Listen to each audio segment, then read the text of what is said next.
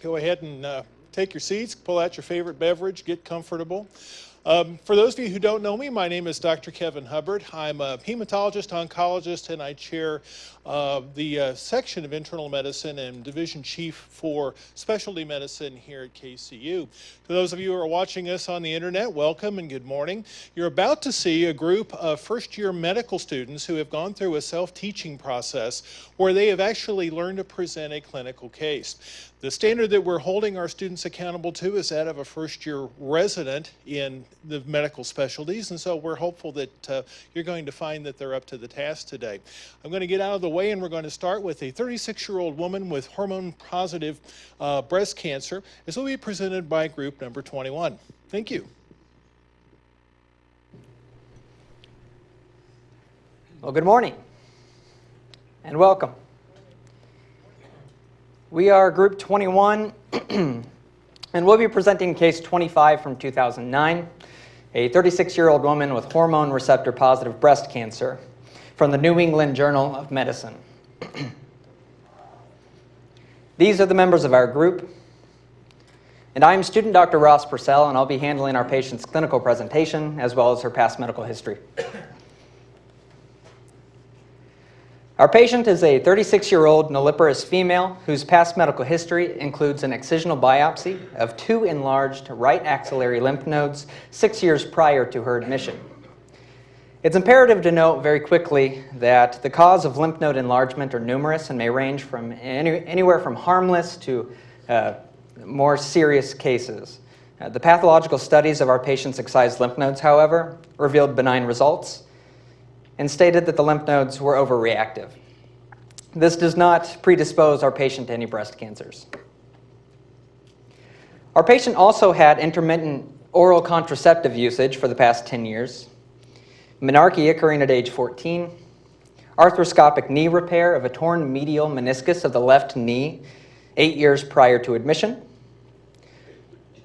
no tobacco use, and under 5 alcoholic beverages per week.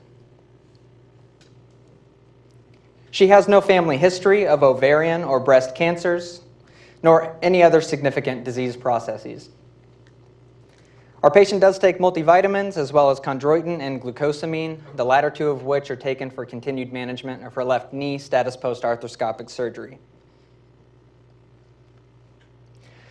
Approximately 3 months prior to admission, our patient noticed a lump in her right breast.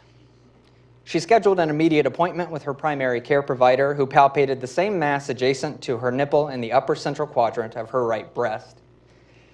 The breast can be divided much like the abdomen into 4 separate quadrants, and because our patient's mass was midline, the placement of her lump was referred to as being in the upper central quadrant.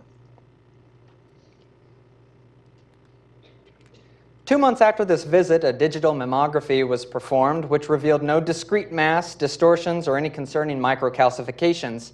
However, the breast parenchyma of our patient was so dense, as is seen in the above image here,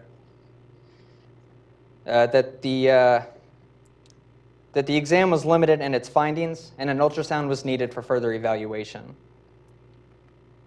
It's important to note, when seen side by side, that our patient, seen in the picture on the left, had dense breast parenchyma compared to an older patient who had very sparse breast parenchyma, seen here on the right. Dense breast parenchyma is commonly seen in younger female patients. Microcalcifications are small calcium deposits in the body and are perfectly normal, resulting from a number of physiological processes. Calcifications remain mostly benign, but are suspicious of being malignant when their shape becomes pleomorphic, meaning all different sizes, seen in the bottom right corner here, or when their shape becomes branched, seen here. They can also be suspicious of malignancy when they're associated with soft tissue opacity on a mammogram. Microcalcifications are seen in 30 to 40% of carcinomas on mammography, and thankfully, our patient was negative for these microcalcifications. A same-day ultrasound, however, revealed a hypoechoic mass with irregular margins, meaning the edges of the mass had no discrete border, which is suspicious for cancer. Hypoechoic is a description meaning the mass in the above image is darker in appearance, seen here, than the surrounding tissue, which is brighter in appearance. This indicates that the mass is liquid rather than solid. A hyperechoic mass would be bright in appearance compared to the surrounding tissue, which would indicate that a mass is solid rather than liquid. This mass measured 1.3 by 1.2 by 0.9 centimeters, with the irregular margins appearing at the inferior lateral borders of the mass, seen here. This mass was located at the 12 o'clock position of the breast, 5 centimeters away from the nipple. A same-day biopsy was offered to our patient, who declined this biopsy at this time and elected instead to return at a later date. 17 days later, an ultrasound-guided core biopsy was performed, the pathological studies of which revealed a grade 1 invasive ductal carcinoma, positive for estrogen receptor protein and progesterone receptor protein. Progesterone receptor expression in this type of cancer is highly independent of estrogen receptor expression. In addition, the clinical utility of progesterone receptor status is controversial, while estrogen receptor is very well established.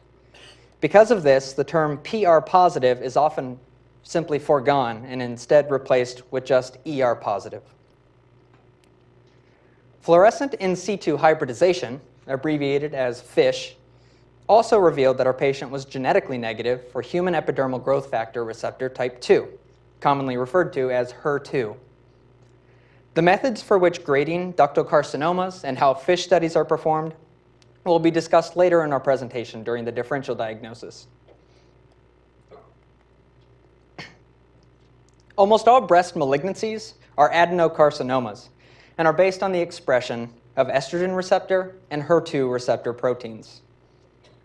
It's important to note at this time that progesterone receptor expression depends heavily on ER expression, as previously stated, and is foregone in this slide.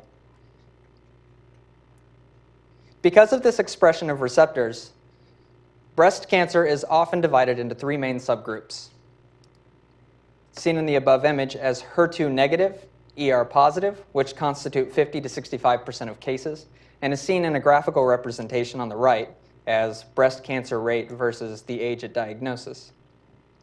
The second subtype is HER2 positive, with estrogen receptor expression being either positive or negative, which constitute 10 to 20% of cases. And the third subgroup being HER2 negative, ER negative, which constitute 10 to 20% of cases as well. ER and HER2 receptors are normally present in the breast tissue, and a certain number of them are necessary for the normal development of the breasts and their ductal systems, especially estrogen. However, overexpression of these receptors puts an individual at increased risk of developing breast cancer. The risk factors for developing breast cancer is increased in individuals with a first-degree relative with breast cancer, in older individuals, in females who experienced menarche at an early age, especially before the age of 11, in women who give birth at a higher age, especially over age 35, and in women with radiation exposure, none of which apply to our patient. However, an individual is also at particular risk of developing breast cancer if they are non-Hispanic Caucasian women, especially ones living in the United States, when they've taken estrogen, progestin, contraceptive medications for a long period of time, and in patients with dense breast parenchyma, each of which contribute to our patient's risk of developing her breast cancer. 16 days after this biopsy, our patient underwent an MRI of her right breast before and after administration of gadolinium-labeled diethylene triamine pentaacetic acid, abbreviated as GD-DTPA. This was the first MRI contrast to be used clinically and is especially useful when used in combination with mammography to detect breast cancer. This imaging revealed a mass in the right upper inner quadrant of the breast with rim enhancement, meaning that the image had greater enhancement at the periphery of the mass, seen here as a white halo around the mass. This is indicative of invasive ductal cancer. It was at this time that our patient was immediately referred to the hospital's cancer center for consultation with the team's surgical, medical, and radiation oncologists, as well as a genetic counselor. On admission, our patient is 5 feet 3 inches tall. She weighs 61 kilograms and has a BMI of 24. We did not have access to our patient's exact vitals. However, it's important to note that all of her vitals were within normal limits. On physical examination, the breasts were soft and symmetric, with an approximately 1 centimeter diameter nodule palpated in the 12 o'clock position of the right breast. The nipples displayed no discharge or erosions and were otherwise normal. Soft lymph nodes were also palpated in both axilla, and a surgical scar was appreciated in her right axilla from her previous excisional biopsy. The remainder of her physical exam also displayed normal findings. The patient's care team decided to order a complete blood count and electrolyte measurement, as well as both renal and liver function assays, all of which were within normal limits. The care team also decided to order a chest x-ray, which revealed normal findings as well. And after a thorough discussion, the patient elected to undergo genetic testing for mutations in BRCA1 and 2 genes, as well as return to the hospital for excision of her lesion in the right breast. It was at this time that our patient also expressed her desire to continue her plan of care under breast-conserving therapy and for the physicians to consider, she also wanted to continue her care under the assumption that she would be able to bear a child. HER2-negative ER-positive breast cancers, which our patient has, can be split into two main subgroups, high proliferation and low proliferation, indicating the rate at which these cancers grow. In low-growing subtypes, which constitute 40 to 55% of cases, estrogen receptor expression is high. These tumors are often cured with surgery and have a low recurrence rate, with hormone therapy being the main method of treatment. In the fast-growing subtype, although called ER-positive, ER expression may be quite low or even absent.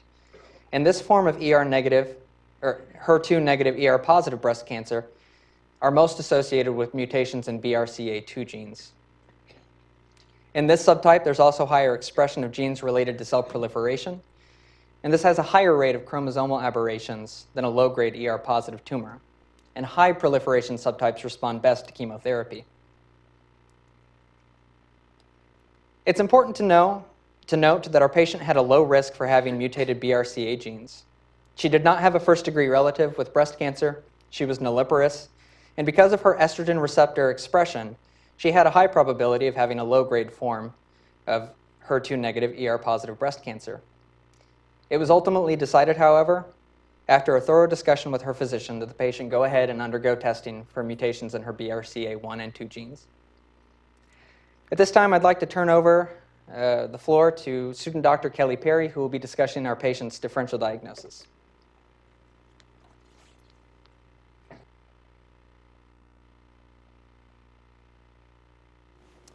Thank you, student Dr. Purcell. I am student Dr. Kelly Perry, and I will be presenting the differential diagnosis. So based on the patient's presentation, past medical history, lab results, imaging, and pathology, our group created a differential diagnosis. We're going to go through these individually and explain which are more or less likely. So let's begin with the lipoma. This is a lump of fatty tissue that is non-cancerous and grows slowly. These tend to be subcutaneous and are usually found in the neck, shoulders, back, abdomen, arms, and thigh. They are soft and doughy in palpation and tend to be found in middle-aged or menopausal women. The physician did not note that the mass was soft and doughy, and her age did not appear to be a risk factor, making a lipoma less likely. So next we'll talk about an intraductal papilloma, which is a fibrovascular tumor growth surrounded by benign ductal epithelium arising in the ducts of the breast. These tend to occur in women just before menopause, and a mass is typically not palpable. Patients can have spontaneous nipple discharge that can be bloody, serous, or cloudy, and the patient may complain of fullness around the nipple that can be relieved by discharge of the fluid. This patient did have a palpable mass and did not have any discharge from the nipple, also making an intraductal papilloma less likely. So next we'll talk about breast cysts, which are fluid-filled sacs that are benign and tend to have distinct edges that are easily movable. Patients can have nipple discharge that may be clear, yellow or dark brown in color, and the size of the lump can vary based on where a woman is during her menstrual cycle. As mentioned previously, imaging revealed that the mass in the patient's breast was solid rather than fluid-filled, making a diagnosis of a breast cyst less likely. So next we'll talk about a fibroadenoma, which is by far one of the most common benign neoplasms of the female breast.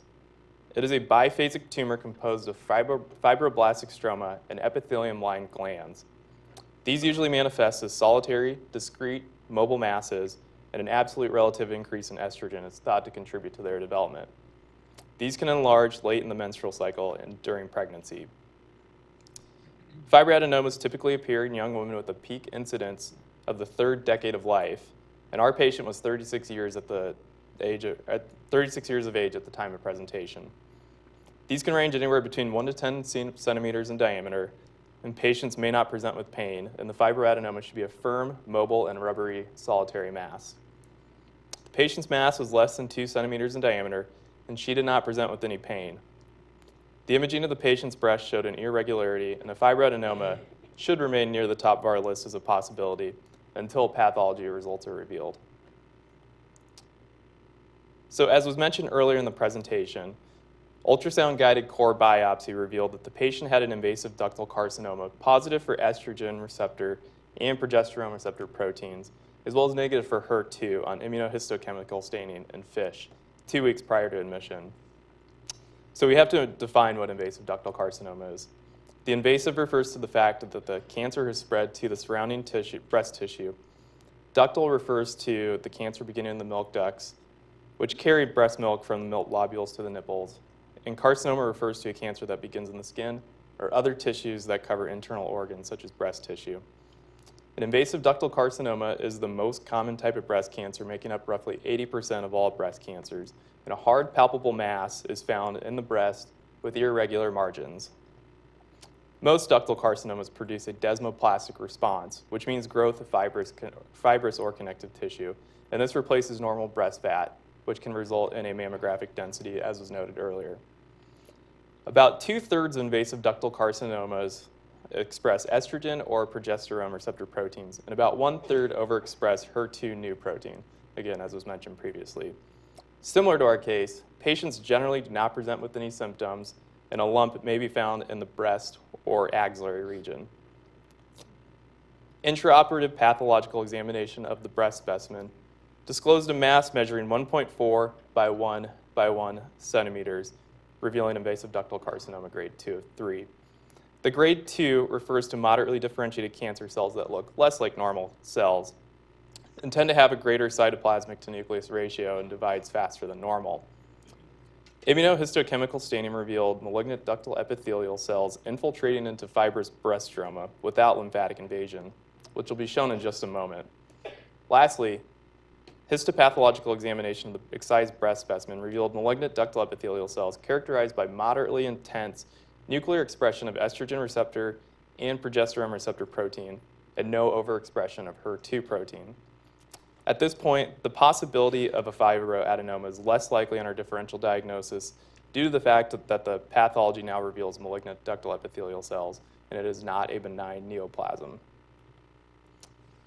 So the grading system for ductal carcinoma, as defined by the Nottingham Histologic Score System, are on a scale ranging from grades 1 through 3. The Nottingham grading system is preferred and is becoming increasingly popular by clinicians in the United States. Grade 1, which can be seen in this image here, is also known as low grade and indicates that the cell nuclei are all of the same shape with finely dispersed chromatin and only occasional nucleoli. And as previously mentioned, grade 2, which the patient was diagnosed with and can be seen here, is known as intermediate grade and characterized by moderately differentiated tumor cells, and again tend to have a greater cytoplasmic to nucleus ratio compared to grade 1, but less than grade 3. Grade 3, which can be seen here, is also known as high grade, indicates that the nuclei are pleomorphic, meaning all different shapes, coarse chromatin, and prominent or multiple nucleoli. Again, grade 1 tends to grow the slowest, while grade 3 tends to proliferate much faster, and this patient was of intermediate grade 2. So now we want to look at immunohistochemical stains of the patient's excised breast tissue. This figure right here shows a tissue section of the patient's tumor stained with hematoxylin and eosin dye, revealing a nest of malignant ductal epithelial cells invading fibrous breast tissue. This figure here is an immunoperoxidase stain of the patient's tumor that shows more than 90% of the malignant ductal epithelial cells characterized by intense nuclear expression of the estrogen receptor protein. The patient's tumor was also progesterone receptor protein positive, but is not illustrated in this case. So after immunohistochemical staining of the patient's tumor revealed no overexpression of HER2 protein, fluorescent in situ hybridization, also known as FISH, was performed.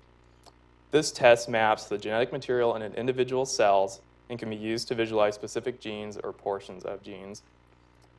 FISH testing can be done on the breast cancer tissue that was removed from biopsy to see if the cells have extra copies of the HER2 gene.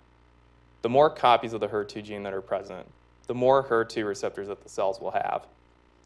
These HER2 receptors receive signals that stimulate the growth of breast cancer cells. The results from FISH will tell you if the cancer is either positive or negative for HER2, specifically for this patient's case. This immunoperoxidase stain right here is of the patient's tumor cells, and this is showing that there is no overexpression of the HER2 protein. In an unrelated patient's immunohistochemical stain that does not show overexpression of HER2 protein seen here, the FISH analysis reveals that there are no extra copies of the HER2 gene on this chromosome that is seen here, and we'll refer back to this in a second. And then this immunohistochemical stain, also in an unrelated patient, reveals that the tumor does show overexpression of the HER2 protein. Further FISH analysis reveals that there are extra copies of the HER2 gene on this chromosome here, indicating that there is in fact overexpression of HER2 protein. So simply comparing those chromosome segments here and here. So next, immunohistochemical staining for cytokeratin in the patient's sentinel lymph nodes, which are the first few lymph nodes into which a tumor drains, revealed several small clusters of tumor cells ranging from less than 0.2 millimeters in diameter to 1.8 millimeters in one of the 3 lymph nodes, which led to an American Joint Committee on Cancer Lymph Node classification of PN1-MI, standing for micrometastasis of the lymph nodes between 0.2 millimeters and 2 millimeters in the greatest dimension. It should be noted that immunohistochemical staining for cytokeratin in the evaluation of sentinel lymph nodes aids in the identification of micrometastases in isolated tumor cells. A positive finding can be associated with an increased risk of additional nodal disease. So this immunohistochemical stain with immunoperoxidase for cytokeratin revealed a small cluster of tumor cells within the patient's axillary lymph nodes. On follow-up of the identification of these micrometastases in one of the 3 lymph nodes, subsequent surgical excision of the right axillary lymph nodes and breast tissue in the area of the tumor revealed a single 0.3 centimeter focus of residual grade 1 ductal carcinoma in situ in the breast with clear resection margins, meaning that no cancer cells are seen at the outer edge of the tissue that was removed. When margins are clear, surgery is typically not needed. Further, all 13 of the patient's non-sentinel axillary lymph nodes were negative for metastases. So in addition to invasive ductal carcinoma, the subsequent surgical excision of the patient's breast tissue did reveal that the patient had ductal carcinoma in situ. This is a breast cancer that begins in the milk ducts and is considered non-invasive because it is not spread beyond the milk duct. It should be noted that invasive ductal carcinoma, which our patient was already diagnosed with, is usually associated with ductal carcinoma in situ and sometimes lobular carcinoma in situ. Patients generally do not present with any symptoms, and a diagnosis can increase the risk of developing an invasive breast cancer further down the road. So, histopathological results revealed the final diagnosis for this patient, which was an invasive ductal carcinoma, T1C, meaning the breast tumor measured between 1 to 2 centimeters in diameter, PN1-MI, referring to a micrometastasis between 0.2 millimeters to 2 millimeters in its greatest dimension, intermediate grade 2 of 3, estrogen receptor and progesterone receptor positive, HER2 negative, as well as negative for BRCA1 and 2. The patient was later found to also have ductal carcinoma in situ, both solid and cribriform types. The solid type referring to tumor cells completely filling the ducts, and cribriform type referring to tumor cells having a characteristic pattern of a sieve with holes and slits. It is now my pleasure to turn the presentation over to student Dr. Austin Poist to discuss the treatment and ethical consideration of the patient's case.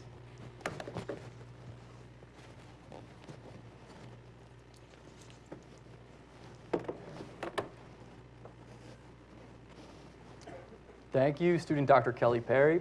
I'm student Dr. Austin Poist, and I'll be discussing the treatment and ethical considerations for our case. The approach to treatment for our patient is twofold. Number 1, identify and minimize the possibility of recurrence. And 2, as mentioned, she is a 36-year-old premenopausal woman and expressed the interest to preserve the ability to have a biological child.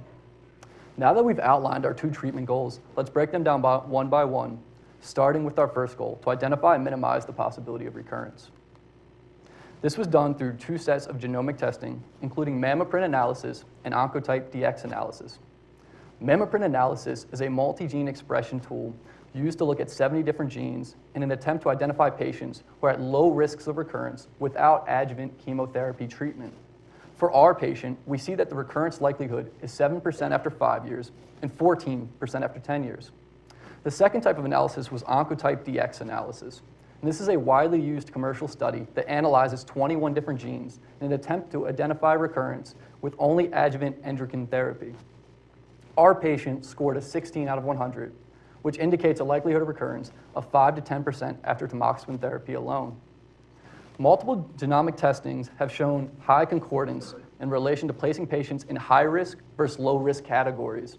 However, using multiple forms of genomic studies has not shown any greater predictive benefit, and therefore, only one is clinically warranted.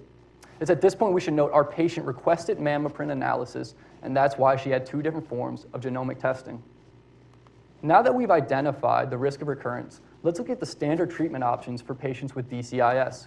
This includes lumpectomy to excise affected tissue, radiation to remove any residual tissue, adjuvant endocrine therapy such as tamoxifen, ovarian suppression therapy like leuprolide, and possibly chemotherapy.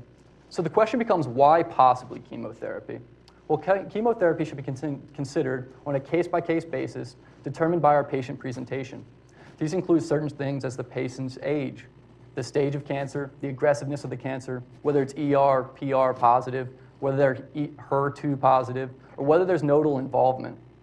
Prior research has shown traditionally that chemotherapy was recommended for premenopausal women with a greater than 1 centimeter malignant mass, regardless of nodal involvement. However, as the authors in our study indicate, most of these studies are done as large, controlled studies and not use the multi-gene analysis expression. If we retroactively analyze these studies using multi-gene expression, the results are called into question. Specifically, let's look at our patient. Her mammoprint analysis showed a 7 to 14% chance of recurrence at the 10-year mark. So when we weigh the benefits of chemotherapy versus the possible risks, which include urogenitary insult, sexual dysfunction, and premature ovarian failure, it becomes clear that chemotherapy is not indicated for our patient. So let's go back and review the treatment protocol for our patient, which includes lumpectomy. And as student Dr. Kelly Perry mentioned, a 1.4 by 1 by 1 centimeter mass was removed from the right breast tissue. She then undergoes radiation, and the specific treatment protocol for radiation is not discussed in our case, and therefore will not be continued in our discussion. She undergoes adjuvant endocrine therapy with tamoxifen and ovarian suppression therapy such as leuprolide. Let's take a closer look at these 2 medications, their mechanism, and their implications on our treatment goals that I set forth at the beginning of my presentation.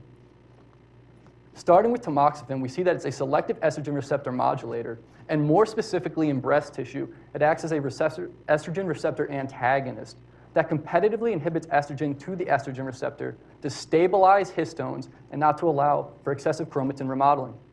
This is demonstrated by the right side of my slide with the antagonist, T, and the red boxes.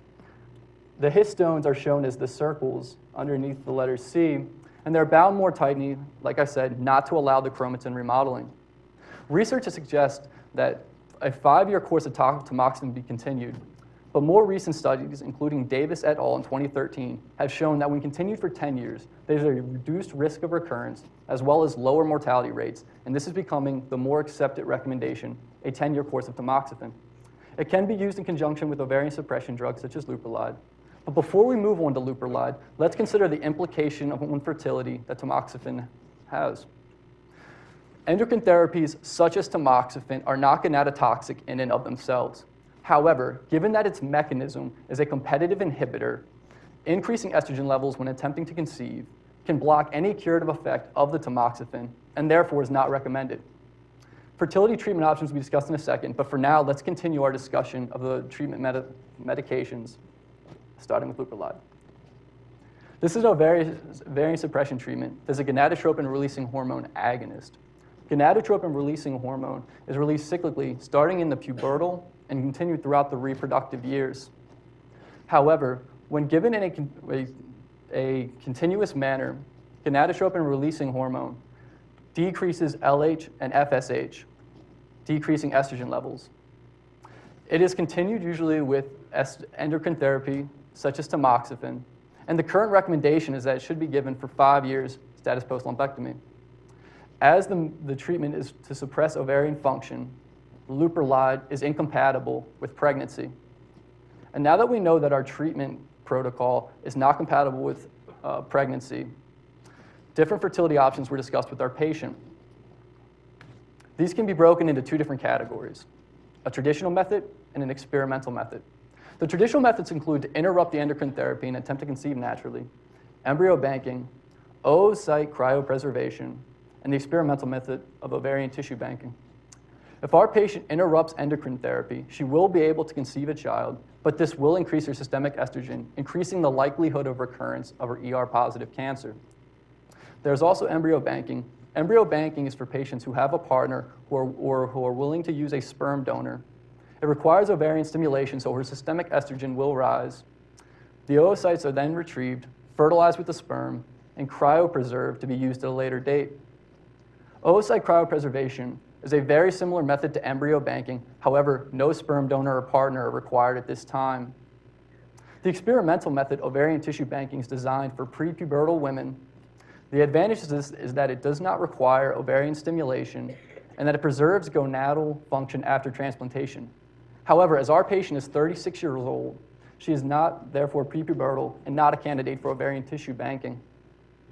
After all these methods were discussed with the patient, she'd elected to proceed with embryo banking. What you can see on your screen is the standard protocol for embryo banking, but we should note that there is an experimental protocol which aims to reduce the exposure of estrogen in our patient, but this is currently in the theoretical stage and not in clinical practice. This protocol starts on day 3 of menses, when our patient is given 150 international units of FSH and 150 international units of human menopausal gonadotropin along with the antagonist. On day 7 of menses, she's given a gonadotropin-releasing hormone antagonist. And the reason we do this is because we want our follicles to continue to be stimulated. This prevents a luteinizing hormone surge and, again, allows our ovaries to continue to stimulate. On day 3 of menses, our patient is given 10,000 international units of human chorionic gonadotropin intramuscularly.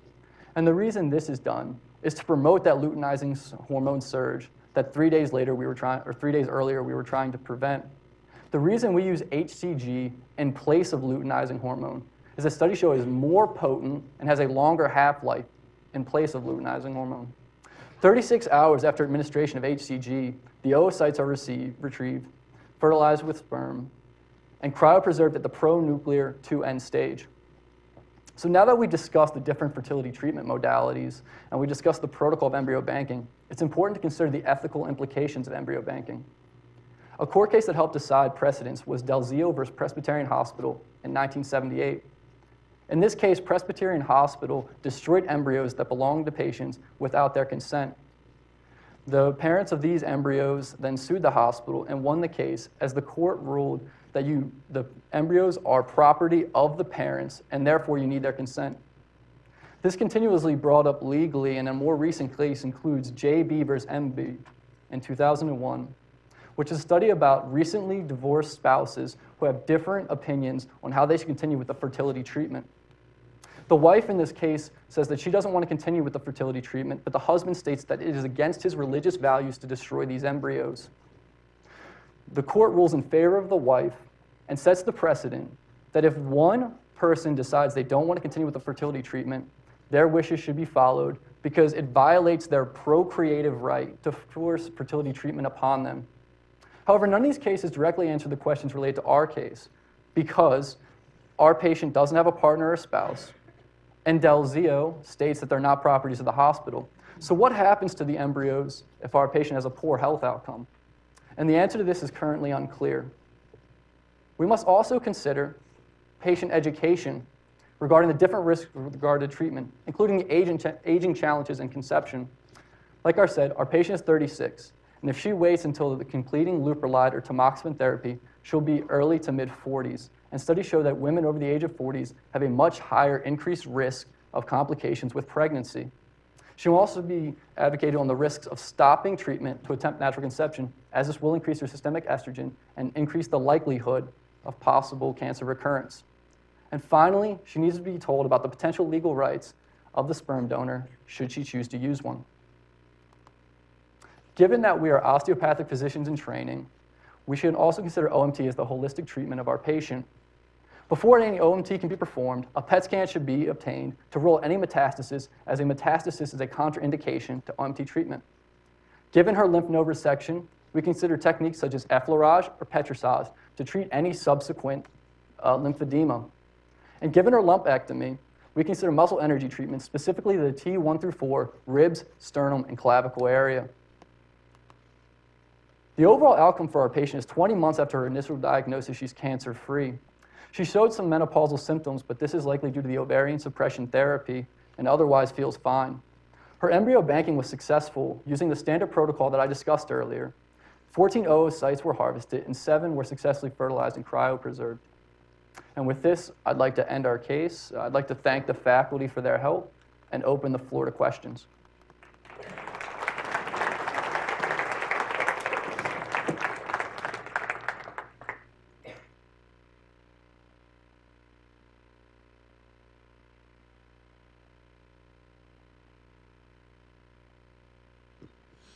Wonderful presentation, guys.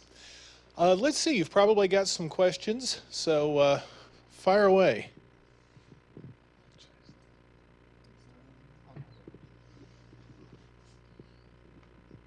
Okay, so we got a question about, I'm going to combine a couple here.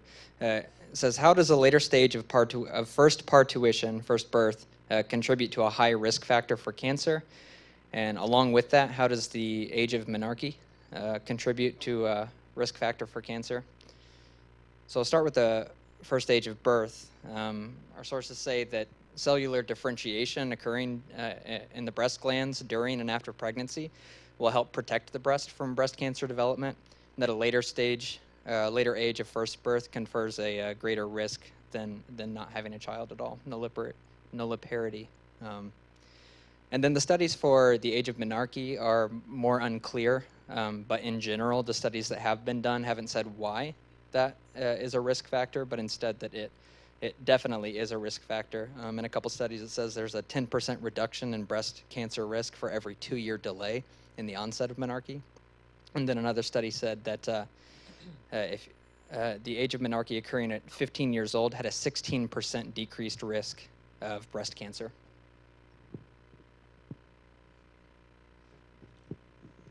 So kind of tying along with that, there was a question about why does it matter if she's had any children? And we found on UpToDate that women who have not had any children are at increased risk of breast cancer when compared to women who have had children. There is a protective effect from having a pregnancy, but that's not seen until about 10 years after the child is born. There is a statement that says the risk for a nulliparous woman was similar to that of a woman with a first full-term birth at age 35, so she has an increased risk if she waits or if she doesn't have children. So one of the questions does nuclear grade predict the aggressiveness of the cancer? So the grade of a breast cancer is representative of the aggressive potential of the tumor. Broadly speaking, a low-grade cancer, so grade 1, tends to be less aggressive than a high-grade cancer, meaning grade 3. In terms of the nuclear features, the uglier the tumor cells look, the higher the grade. And this is important for helping guide treatment options. Another question we had were, what are some of the main side effects of tamoxifen? And these are going to mimic menopausal-like symptoms, including hot flashes, vaginal dryness, low libido, mood swings, and nausea.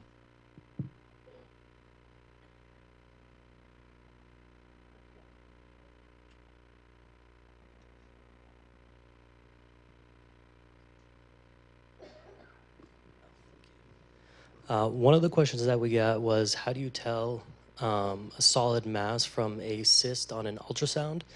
And a solid mass should be oval, homogeneous, with a wide and tall orientation, and should not have posterior acoustic shadowing, while a simple cyst is round, oval, and does show posterior acoustic enhancement, and posterior acoustic shadowing is when an ultrasound hits a dense object such as a gallstone is completely affected, and shadowing is formed posteriorly because no ultrasound energy is left to go beyond the stone.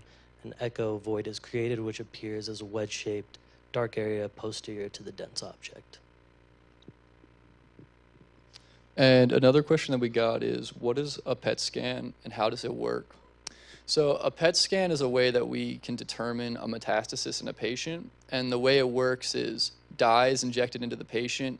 And given that cancer cells proliferate more rapidly, they have higher metabolic needs. And this iodine is selectively taken up into the cancer cells.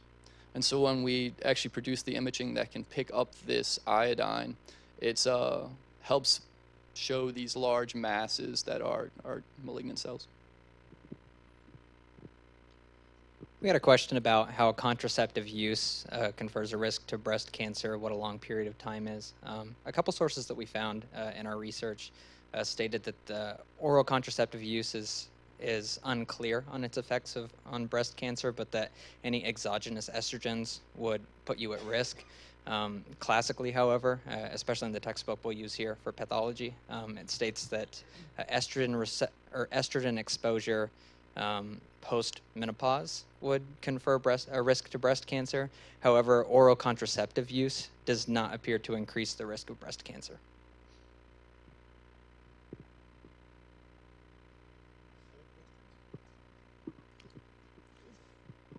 Okay, great job, you guys. One of the things I would like to add, just for the benefit of the students in the room, is that we've seen over the last 50 years a desire to really understand more about cancers in general and understand what the potential risk is of recurrence to the individual patient. Cancer is a reportable disease, and so data goes to a national repository. The unsung hero in that is the tumor registrar, who works at almost every hospital in the nation to report this information. Physicians can then query that database to look at specific characteristics for their patient, but we're looking at population-based studies. We're not looking at individual studies. The opportunity to look at individual genetics has allowed us the opportunity to predict individual recurrences and now be able to make some predictive statements about whether or not that individual would benefit from therapies such as chemotherapy. So information like this is forthcoming. It's also available for several other cancers, and it's important to keep that in mind in looking at the literature and in working with your patients. It can be very helpful information. My thanks to each of you. Outstanding job. Let's give them a round of applause. We'll get our next group up and we'll be ready to go shortly. While we're waiting for the next group, Brittany, can you go ahead and collect the sign-in sheets from everybody?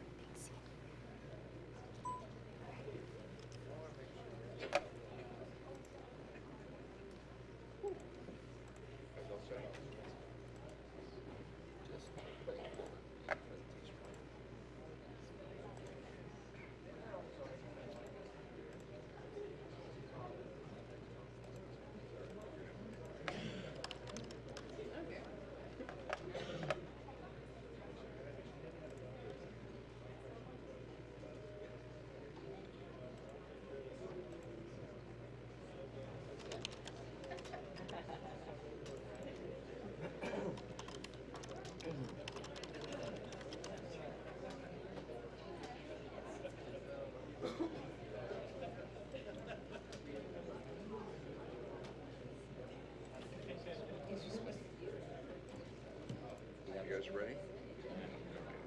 You'll be all right.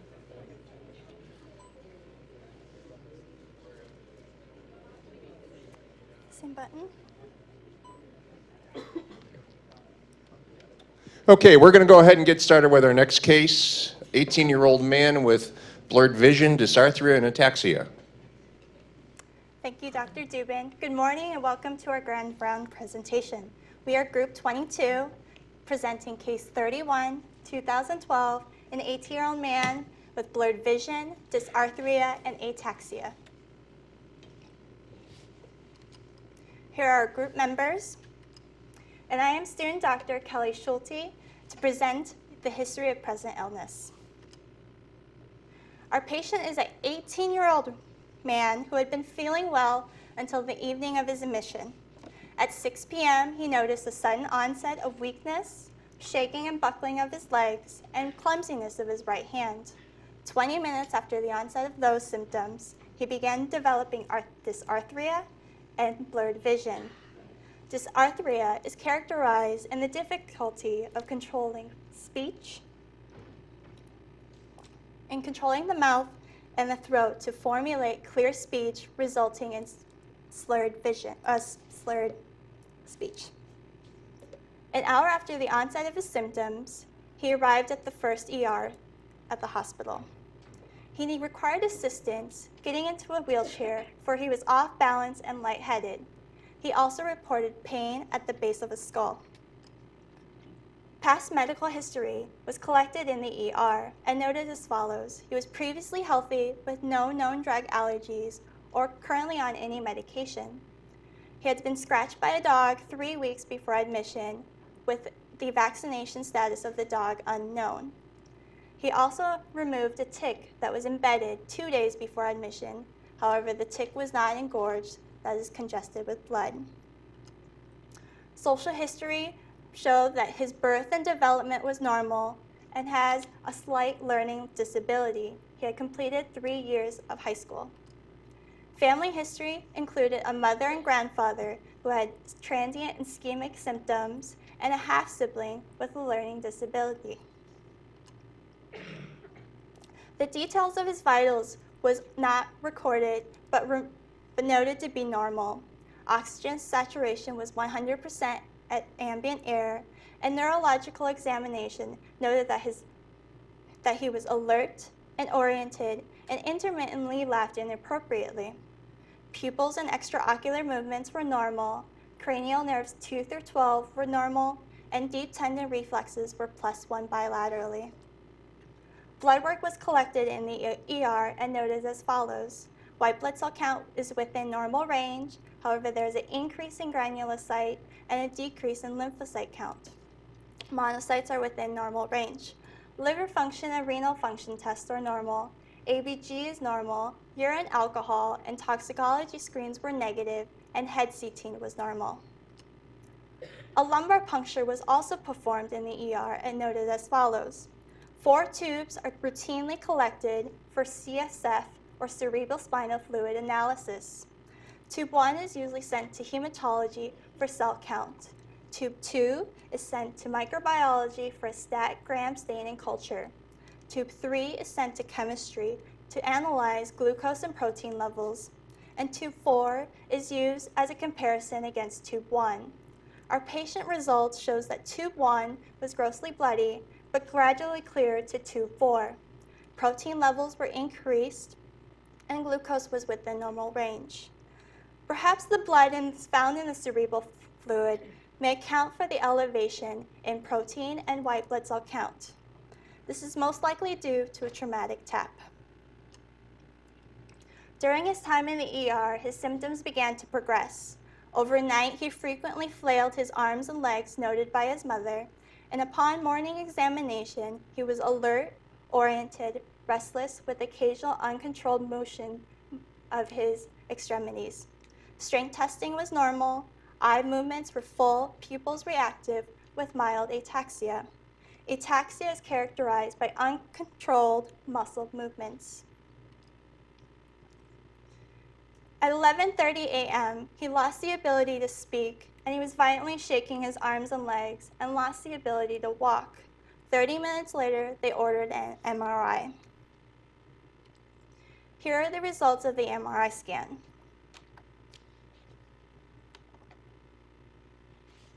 Here is a reference of a normal brain anatomy.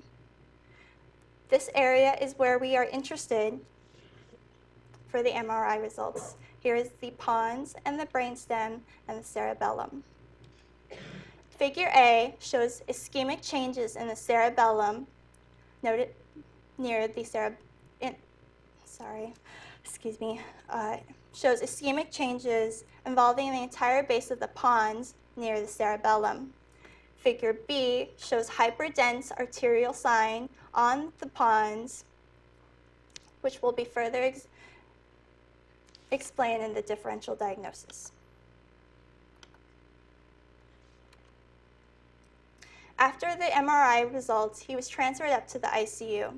He presented with extensor posturing or decerebrate posturing and was abnormally drowsy and only responsive to noxious stimulus. It then progressed to a comatose state. Decerebrate posturing is noted as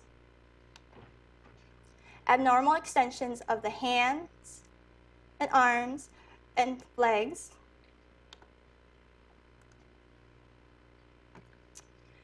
the toes being pointed downward, and the head and the neck being arched backward. 23 hours after the onset of his first symptoms, he was admitted to Massachusetts General at the pediatric ICU. He was mechanically ventilated with an endotracheal tube that was inserted during transit. Neurological examination showed that his pupils were weakly reactive. Corneal reflexes were present, with no oculocephalic reflex. Oculocephalic reflex is a test that involves abruptly rotating the head from side to side in the horizontal plane. This should result in the eyes moving in the opposite direction, as seen in the top figure. A lack of the response is also known as doll's eyes. This results from oculomotor paresis, which will be further explained in the differential diagnosis, as shown in this bottom figure. He still remained in the decerebrate and comatose state. Blood work was also collected at MGH, noted as following. White blood cell count was within normal range, with the elevation of neutrophil count and a decrease in lymphocyte count. Monocytes were within normal range. Further blood work was collected at MGH and noted as following. Serum phosphorus was low, while all other blood work was normal. I would like to now introduce student Dr. Varun Sankarathri for the differential diagnosis.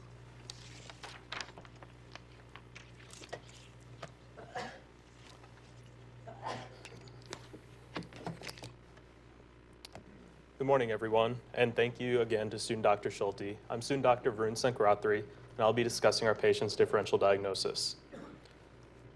This is an overview slide of the possible differential diagnoses that could lead to our patient's condition. The first thing that we considered was traumatic brain injury. However, this was ruled out due to a negative history and the absence of physical findings upon examination. Infectious diseases were also considered that could explain our patient's condition. Rabies encephalitis seemed like a less likely diagnosis, however, because the rabies virus is transmitted via saliva. Our patient was scratched, and the scratch wound was not associated with any itching or tingling. Additionally, there was no fever, headache, or malaise typical of a rabies presentation. Encephalitis secondary to Lyme disease was then considered. Patients normally present with fever, chills, headache, fatigue, and an erythema migrans rash. Our patient did not present with any of these symptoms, making this diagnosis less likely. Vascular causes were then considered for our patient's differential diagnosis. Hemorrhagic stroke was ruled out because it is typically associated with a severe headache and evidence of intracerebral or subarachnoid hemorrhage on head CT. Subarachnoid hemorrhage can occur due to a ruptured brain aneurysm, and intracerebral hemorrhage can occur due to an arteriovenous malformation. Additionally, lumbar puncture results also ruled out subarachnoid hemorrhage as the hemorrhagic fluid in the CSF would have remained uniform. However, since we noted a gradual clearing between tubes 1 and 4, we suspected that the initial presence of blood in tube 1 was the result of a traumatic tap.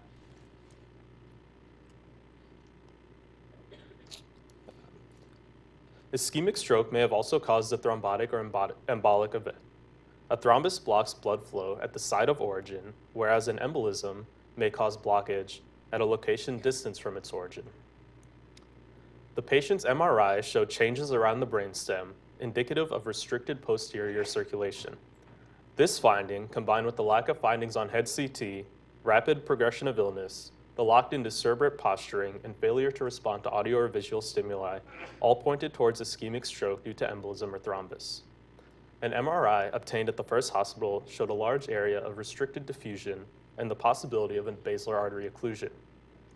This is our most likely diagnosis. It is important to note that the ischemic stroke in young patient is extremely rare. 10 to 23 out of every 100,000 ischemic strokes are experienced by young adults between the ages of 18 to 50. Because this kind of stroke is so uncommon in young adults, we immediately considered risk factors causing the embolism and allowing it to travel to the patient's brain. These are an overview of the risk factors that we considered. The first, cerebral artery dissection, was ruled out based on head CT, angiography, and absence of other abnormalities. Illicit drug use was also ruled out based on the negative toxicology screenings. Arrhythmias were ruled out based on a 24-hour Holter study, which showed no atrial fibrillation and only occasional premature atrial and ventricular contractions. Hypercoagulable states were also considered. The patient tested negative on coagulation tests for factor V, protein C, protein S, antithrombin, and prothrombin. He was, however, positive for a lupus anticoagulant test, which may have caused the embolus. This finding and its management will be further discussed by student Dr. Shermer. Non-bacterial thrombotic endocarditis was also considered. Non-bacterial thrombotic endocarditis typically presents with neurological manifestations and is a possible risk factor. Commonly, non-bacterial thrombotic endocarditis affects the atrial and mitral valves, affects the mitral and aortic valves, The transthoracic echocardiogram performed on the patient did not reveal any valvular problems, thus making this diagnosis less likely. However, combined with transesophageal echocardiogram, a patent foramen ovale was discovered. Patent foramen ovales are considered to be an important risk factor in ischemic strokes, as they allow blood to bypass pulmonary circulation and go directly into arterial circulation. I will refer to the patent foramen ovale as a PFO from this point forward.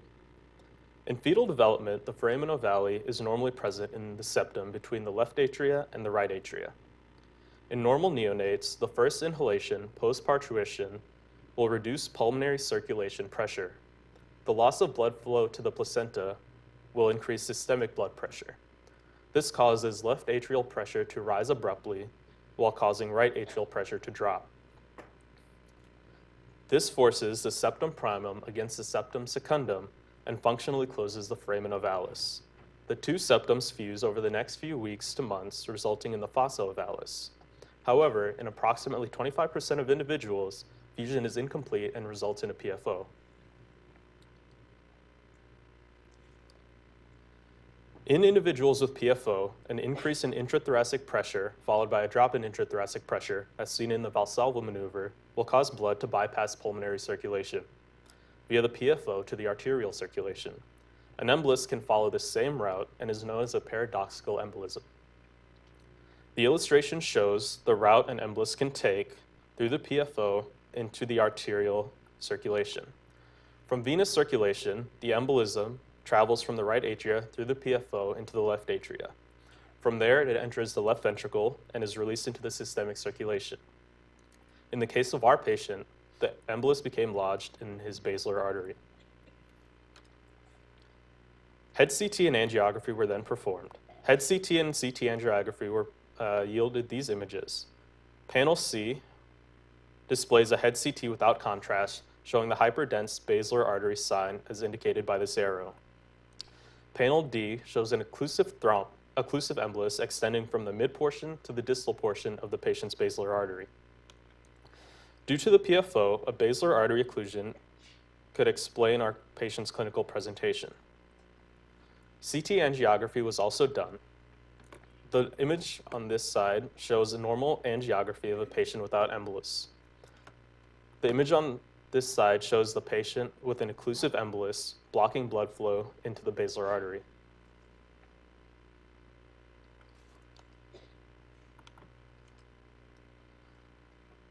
The basilar artery and its branches supply the midbrain, pons, and cerebellum. Interruption to the flow to the basilar artery would cause ischemia in these regions. The ataxia and dysarthria occur due to ischemia within the cerebellum. The oculomotor paresis, involuntary pathologic laughter, and decerebrate rigidity occur due to ischemia within the midbrain and the pons. These clinical findings were noted in our patient upon his arrival to Massachusetts General Hospital. Based on the clinical findings, both from physical exam and imaging modalities, we were able to diagnose the patient with an acute ischemic stroke due to basilar artery embolism with an associated patent foramen ovale. I would like to introduce student Dr. Derek Schirmer to present treatment, emerging research, and other considerations.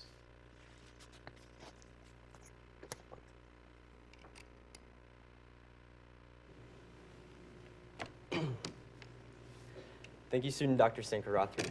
I'm student Dr. Derek Schirmer, and I'll be discussing the treatment and other considerations for our case. To recap, our patient had a patent foramen ovale, which precipitated an acute ischemic stroke due to an embolism in his basilar artery. To treat this, the standard is to use intravenous or intraarterial thrombolysis within the first 4.5 hours of symptoms. Since our patient had been exhibiting symptoms for 23 hours, endovascular treatment was selected.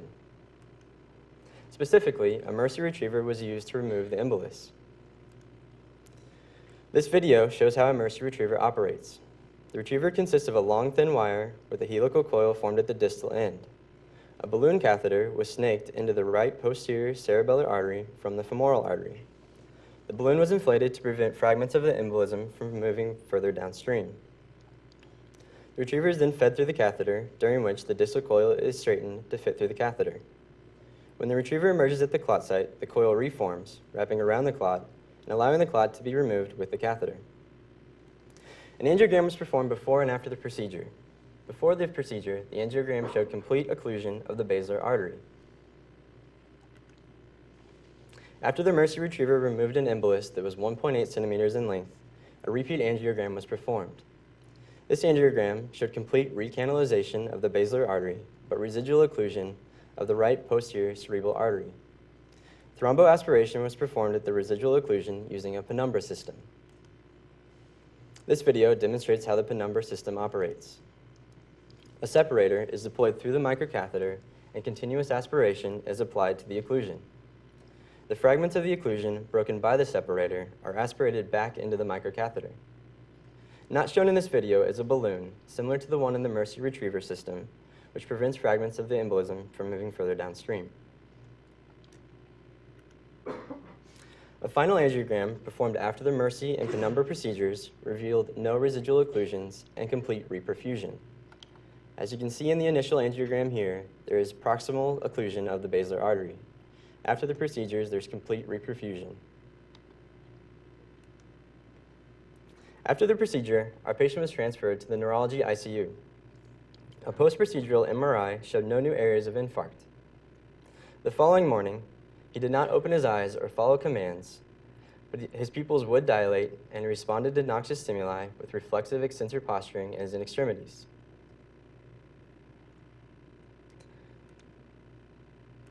Two days post-procedure, our patient was able to swallow, cough, and move his extremities. His deep tendon reflexes were hyperactive throughout with bilateral ankle clonus. While in the ICU, our patient tested positive for lupus anticoagulant, a prothrombotic factor. He was placed on anticoagulants, specifically warfarin and aspirin. This serves to decrease the likelihood of another cerebrovascular event. 1 year after the procedure, our patient regained his normal baseline condition, cognition, and had no lasting neurological deficits. This is remarkable because based on our patient's locked-in state and complete occlusion of the basilar artery for 23 hours, he had an estimated 2% chance at a good outcome. Also at this time, he was retested for lupus anticoagulant.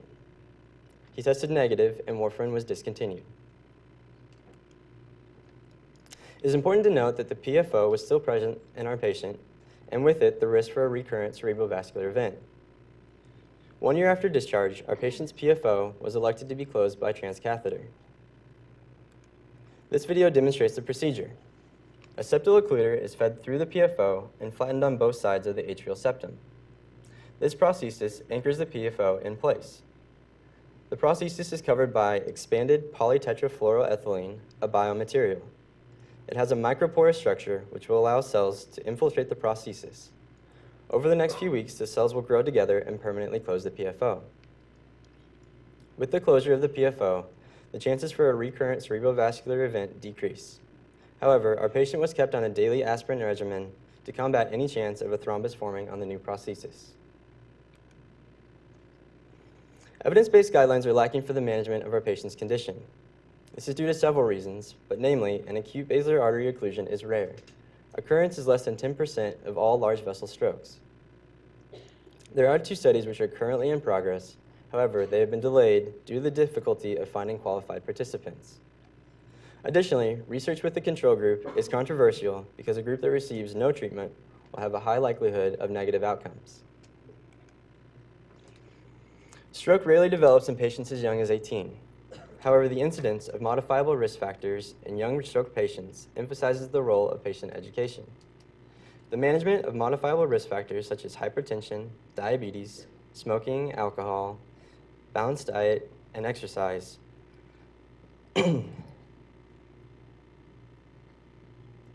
illustrate the modifiable risk factors we can control. Also important in patient education is how to recognize the signs and symptoms of a stroke. This can be remembered by the mnemonic FAST, which stands for face drooping, arm weakness, speech difficulty, and time to call 911. I'd like to briefly mention some legal and ethical considerations for our case. It should be noted that for an ischemic stroke, it is highly atypical for a patient as young as 18 to have one. His age attributed to the difficulty in formulating a diagnosis that explained all of his symptoms. An MRI was performed 17 hours after the onset of symptoms. This is likely due to the difficulty of our case. Additionally, smaller hospitals typically have limited access to MRI. A CT was performed at the first hospital and was reported as normal. A CT performed at the second hospital showed disease process.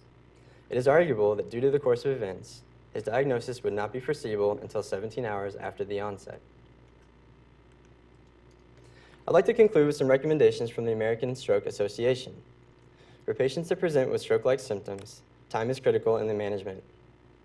If a patient has stroke-like symptoms and the physical exam also indicates stroke, an initial imaging modality, such as MRI or CT, should be performed. With a diagnosis of ischemic stroke, intravenous thrombolysis should be started within the first 4.5 hours of symptoms. The patient should then be closely monitored for symptom improvement. If there is no initial improvement, then endovascular therapy may be indicated.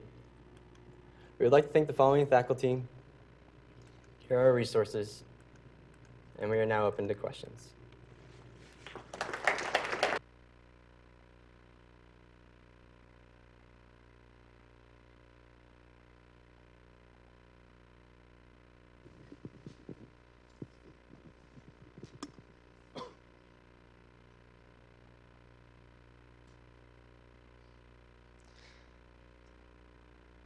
All right, so we got a few questions here that we're going to answer. So the first one was, what effect do red or processed meats have on brain development in young males? So after a little research, I found that red meat is classified as a group 2A carcinogen, meaning it probably is carcinogenic to humans based on limited evidence from epidemiological studies. Now, To compare that, processed meat is classified as group 1, meaning it is for sure carcinogenic to humans. This is used when there's sufficient evidence of carcinogenicity in humans. To compare, tobacco smoking and asbestos are both classified as group 1, but this does not quantify the risk. It simply means that there's equally sufficient evidence to prove that they are both carcinogenic, but they do not equate the risk. So as far as risk in the brain, those prior studies showed a strong correlation towards cancer of the pancreas or of the gut, and in another study, analysis of 18 observational studies, a modest positive correlation was found between unprocessed red meat and a risk of gliomas, which are malignant tumors of the glial tissue in the nervous system. So not an intense correlation, but some correlation was found.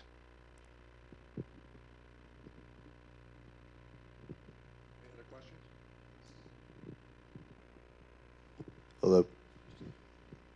Okay, so another question we had was, what can blood in the CSF on lumbar puncture mean? And so blood in the CSF either means that there's bleeding into the spinal fluid, or it's the result of a traumatic lumbar puncture. Specifically in our patient, we ruled that it was due to a traumatic lumbar puncture, given that tubes 1 and 4 showed gradual clearing in terms of their composition. Bleeding into the spinal fluid is most likely due to a subarachnoid hemorrhage, and specifically that can be caused from bleeding of a tangle of blood vessels called an arteriovenous malformation, a bleeding disorder, a cerebral aneurysm, traumatic head injury or brain injury, and also use of blood thinners can cause it as well.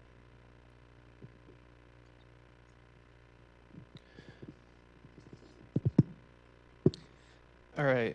Next question we had what is a Babinski sign and what does it mean?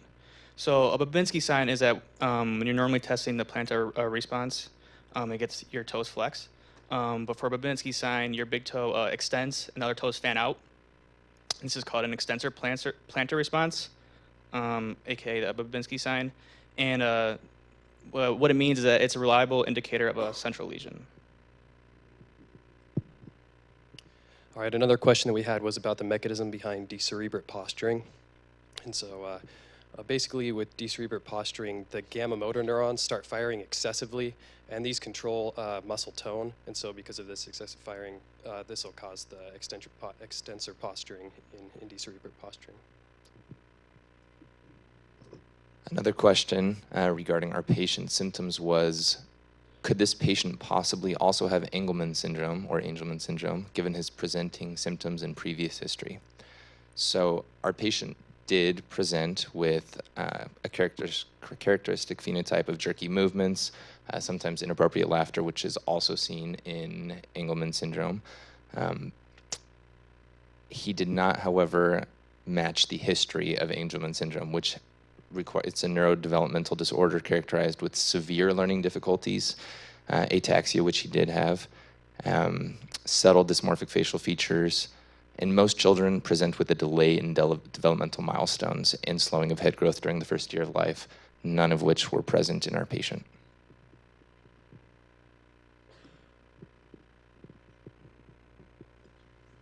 So our next question is, what is the difference between a PFO and an atrial septal defect? And so both are characterized by holes in the interatrial septum.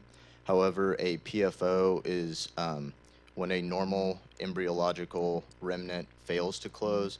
An atrial septal defect is an abnormal embryological entity. Also, atrial septal defects typically have a larger hole in the interatrial septum that then do PFOs. And it's also important to note that both of these can have the same risk factors in terms of increased stroke occurrence in young adults. Okay, good job, guys. Can we go ahead and end the recording right now?